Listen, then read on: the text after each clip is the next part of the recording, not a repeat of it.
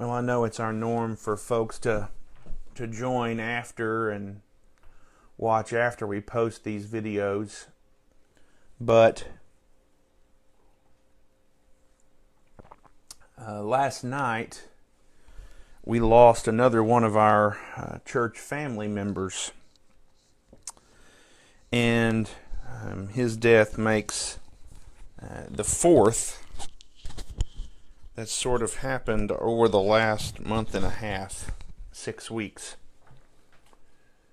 during the same time as the quarantine has happened.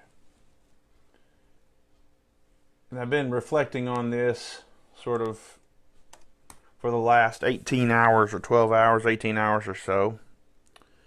And my sister works in a nursing facility in Paris, and I've talked about it with her, and I've talked with, of course, my family about it, and thought through about it with some of our church family last night on a video Zoom call that we've done the last few weeks on Wednesday night. But, you know, as a church family, we oftentimes process grief and loss together.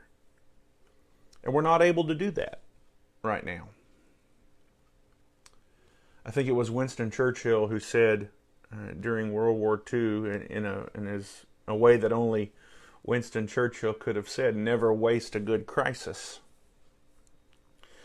And I'm sure his tongue was firmly in his cheek as he said that amidst World War II. But there's something about losing those that you love, that are a part of your church family, that is supposed to unify and bring a church together during a time like this. And again, we haven't been able to do that. How do we process grief and loss, and how do we express our love for each other during a time when we're practicing the social distancing thing, or we're moving from social distancing to distance sensitivity? I don't know. But I'm just particularly mindful today of our need for community.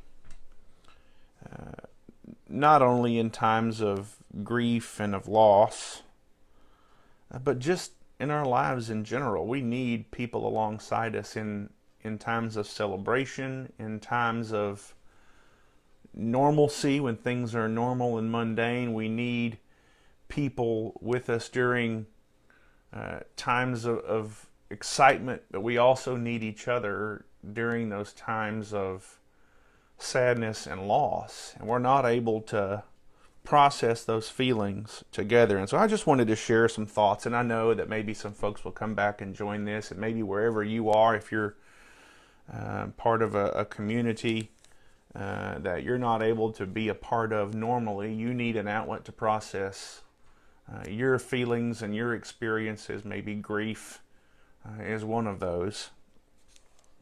But I'm extremely mindful of our need for community and for each other, and also of, you know, our need to process grief together. This is a verse from 2 Corinthians chapter 1. Praise be to the God and Father of our Lord Jesus Christ, the Father of compassion and God of all comfort, who comforts us in all our troubles, so that we can comfort those in any trouble with the comfort we have received from God. We need each other. We comfort others. We comfort each other with the comfort we ourselves have received from God, from Christ, through the power of the Spirit, the Comforter. And all that's true, but when there's no opportunity for a funeral service for us to come together and share stories and share memories and just be present for each other, we're going to have to do some things that are not a part of our norm. And this crisis, this virus, is going to require us as the church and call us as a church to change some of the way we do things. And it's going to be challenging and it's going to be uncomfortable, but it's also a chance for the church to rise up and live into God's vision for the church in a powerful and new way, for us to use this opportunity before us. So I just want to encourage you with a couple of things. Number one, it's natural for us to call and check on those we know and love and those that we're closest to. But I want to challenge and encourage you to reach beyond that immediate circle. Call someone, text someone, message someone, call someone in your church family, in our church family, who lives in a nursing facility. All four of these deaths that we've experienced over the last month were people who were in long-term care facilities or in a nursing facility or a rehab facility, and they've been separated from their families. When you separate people from their loved ones, there's going to be an immediate effect on their lives. And we've seen it.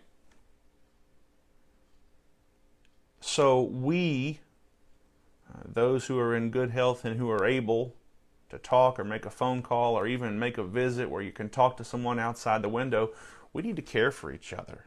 So call someone, text someone, message someone. I would encourage you, call 3 people today.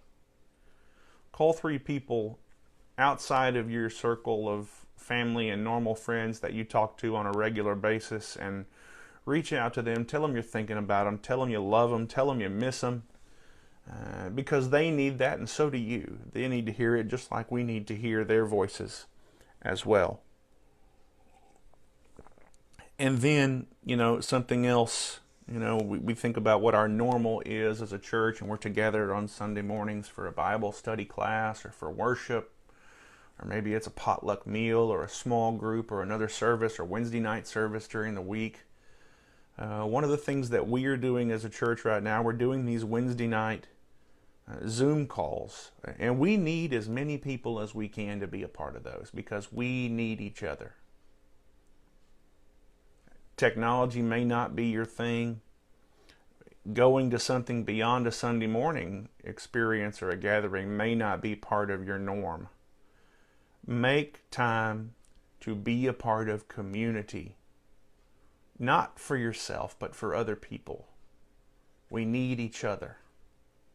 I need you, and you need me, and we all need others and each other, especially during this time. So be a part of our online gatherings. Be a part of our Wednesday night Zoom calls. If we do a Facebook Live, I'll try to do a better job of making folks aware of it so you can join and be a part of that, because we can converse over here on the side.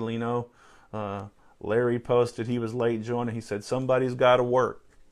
We need just even conversations that are quick and easy in a venue like this to say, you know what, it's a beautiful morning, isn't it? Yeah, it is. And we need each other. So that's my encouragement. It's different. It's normal. We need each other in a special way. We're going to have to do things that are not normal and that may take some above effort, beyond normal effort, but we need each other. And those who are grieving need us, and we need them.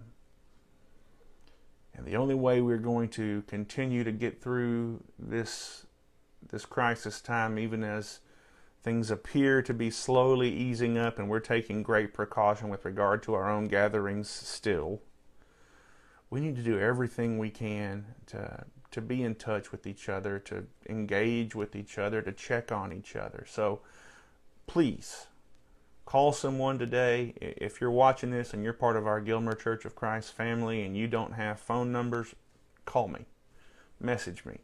We'll get you numbers to call or things to go, places to go visit people, outside windows at Wesley House or whatever. But do something that goes above and beyond to love and bless someone today and tomorrow and Saturday as we seek to be in community together and grieve and love and care for one another and share that comfort that we have received from God with each other. I mean, that's why He gives it to us, so we can share it with other people. I hope you have a great rest of your Thursday. Share this video with someone who you think needs to see it. But God bless you, and let's lift each other up in prayer. Be a part of your church community however you can during this crazy time. We do long to be back together, but in the meantime, we seek to comfort each other and love each other and serve each other through just being in touch with each other. And let's go beyond our normal effort to do that. We need that right now. Our church needs that, and you need that, and our community needs that. So God bless you. Go do that today, and we'll talk to you soon.